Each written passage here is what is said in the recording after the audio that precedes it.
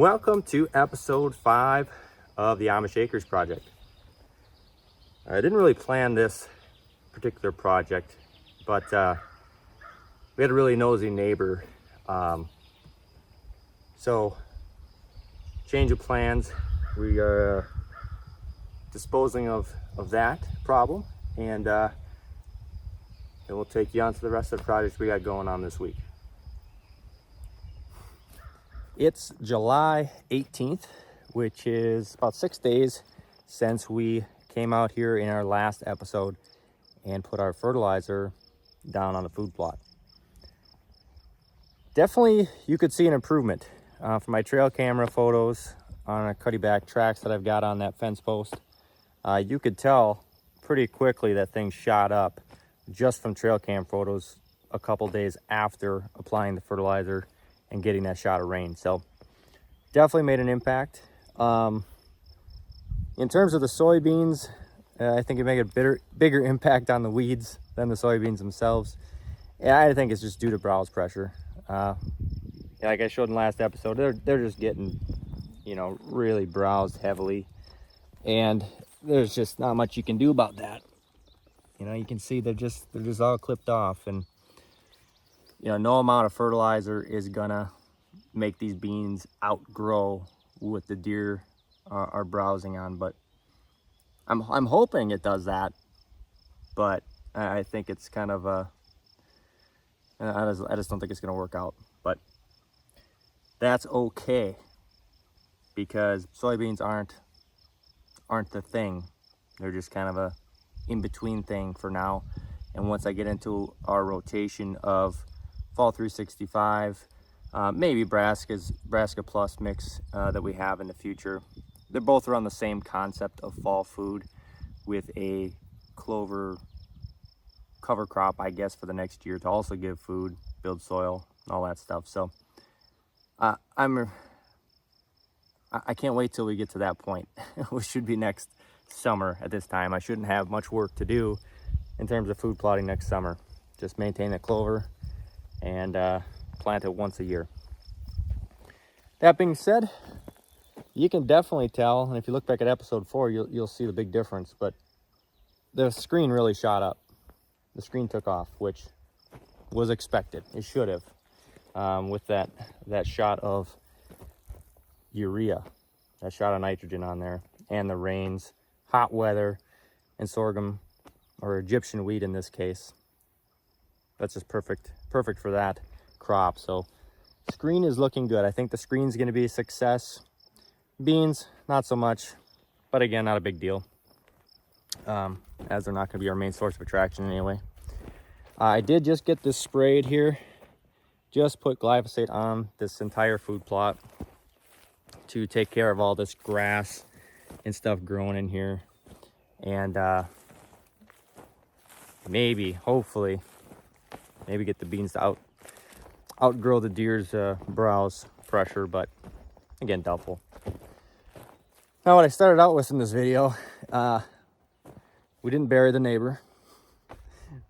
We don't have any issues with neighbors at this point, but we did get the water hole in. Finally dug it in. The Amish gentleman who owns it and his sons kind of started that the other week, and I thought, you know what, I got to get that in this week. So came out here, finished it. Probably had to dig they had it probably half done when I finished it, but looks really good. Everything filled out nicely. The tank sits in there real nice. We've got a stick in there so any critters that get down in the water can escape out. We don't have a bunch of squirrels and mice and whatever floating in there. So always a good idea to put a stick in there so those guys can get out if they fall in.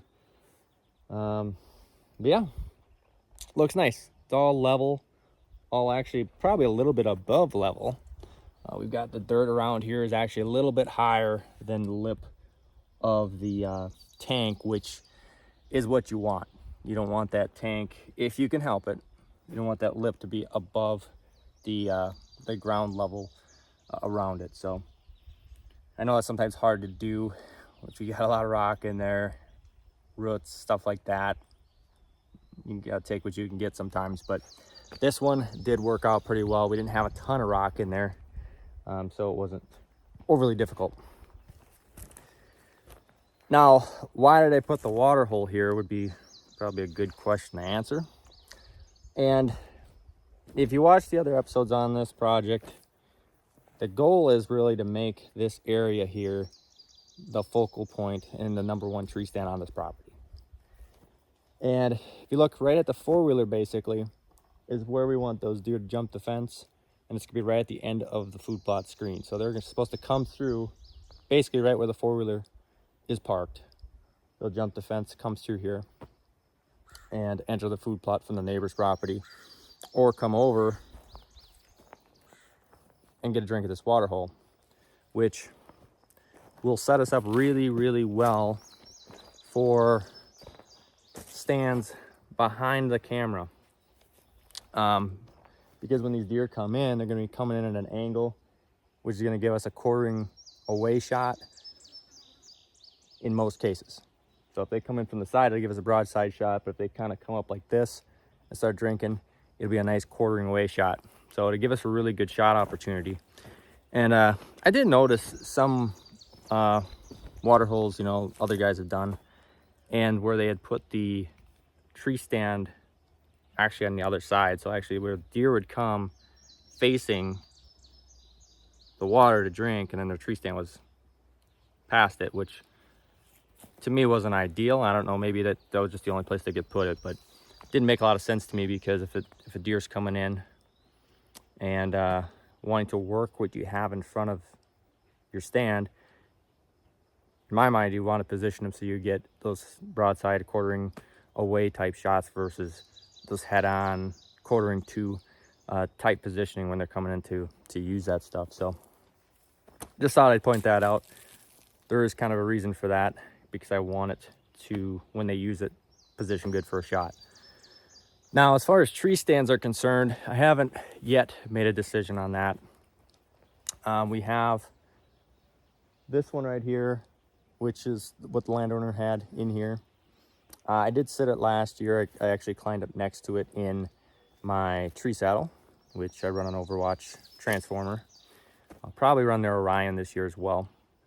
But it's really good saddles if you're interested in saddles. I use them for public, private, everything. I just much prefer them. But it was good. It's a decent stand position, because if deer are coming out this water hole here, they're going to be, if they come straight onto the hole, they'll be broadside for the stand. If they come from this way around and enter it, they're going to pass right through in front of the tree stand, so it'll be a broadside quartering away shot as they move past the tree stand. But if they do come from the neighbors and come up here, it would still actually be a broadside, slightly quartering to, but almost pretty much broadside. So it'll set up pretty decent for it. So I'm undecided yet whether I want to run that tree, keep that stand where it is, or move it over to this other tree right here behind this disc. And it'll be this angled tree right up in here. Right here. I'll look at the camera, but the only problem I have with that tree is it is set back a bit farther from the edge of this food plot, which is going to make your shot that much farther to the water hole and that much farther to the food plot. And I do want to add a mock scrape in here.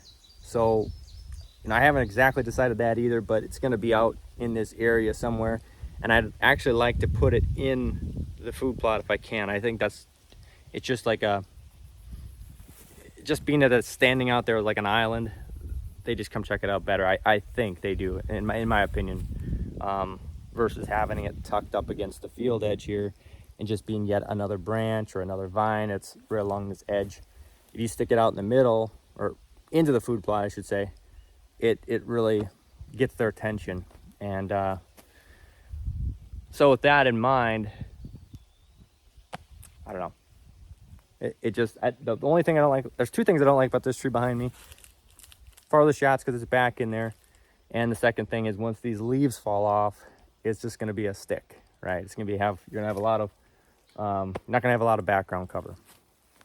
Now there's another group of trees here behind me, nice clump, and I like it because it's close to the fence line, and so where I anticipate deer coming from the neighbors, if they come where they're supposed to come, it'd work out really well.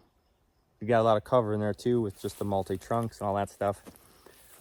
Thing I don't like about it though is, you know, in pertaining to wind, I know where the deer bed on the neighbor's property, just based on the topo over there and where I've seen deer come from. I haven't stepped foot on the neighbor's property, but I almost guarantee I know where they're bedding, just how they're coming through.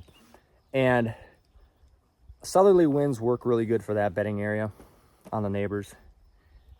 And for them to come from neighbors' bedding area to here, a southerly wind would be ideal as well, because they're going to move with the wind in their favor.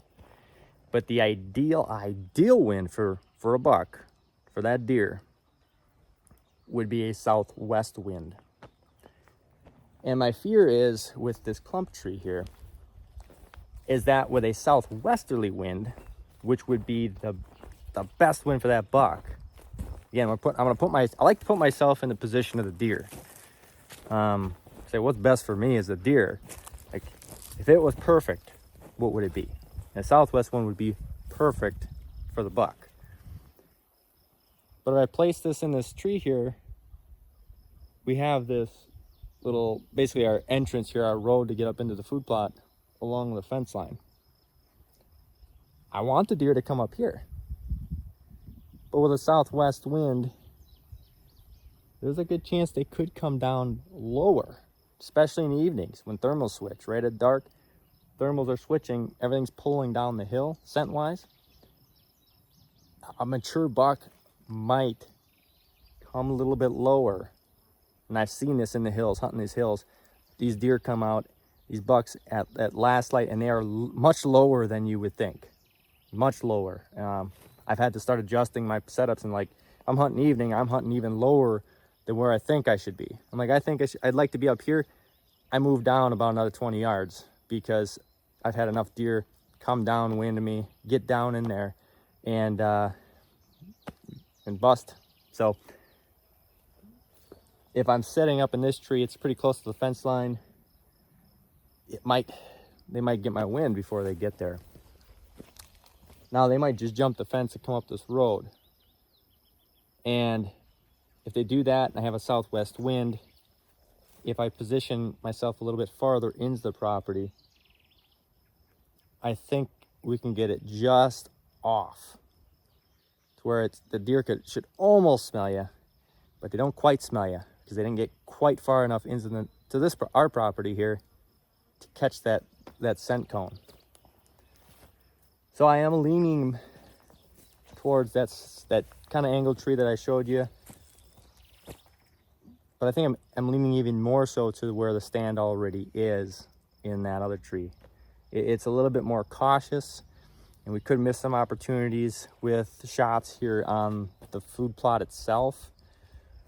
But I think if we put enough, we position our mock scrape correctly, got the water hole here, I think we should be able to get these deer to come within 20, 30 yards and give us a shot opportunity with the bow. So I think it'll work. That's what I'm leaning to right now. I could change my mind, but that's what I'm leaning to right now, and that's why I'm leaning there. Cover's a little bit better in that spot, but the wind is really the biggest thing I'm looking at.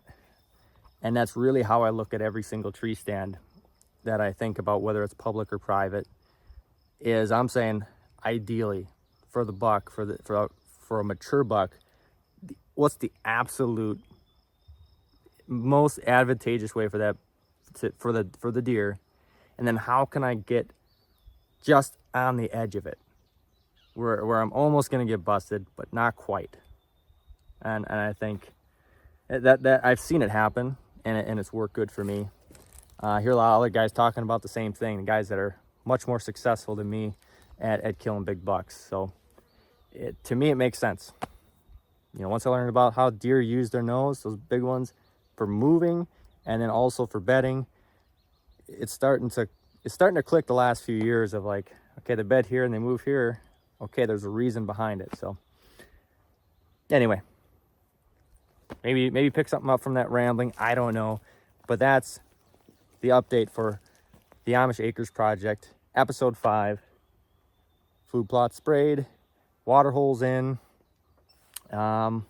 Next project is, I think, just to get that fence done. Maybe put out a trail camera here. I might put a trail cam up in that patch, looking at this water hole, so I get those front-facing shots and should get some nice looks at the antlers when they come and drink. And we do have a water tank too. I forgot to mention that with the water hole. It's obviously, it was empty, but I'll have the landowner.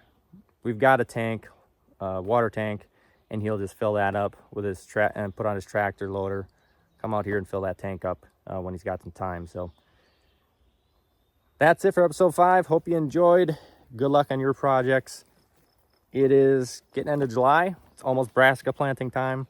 So if you need some brassica food plot seed, let us know. We've got our Brassica Plus mix, which I mentioned earlier, and it's got radishes, turnips, and rape in it. So you're getting a lot of leafy greens, but then you're also getting your bulbs to last into your late season.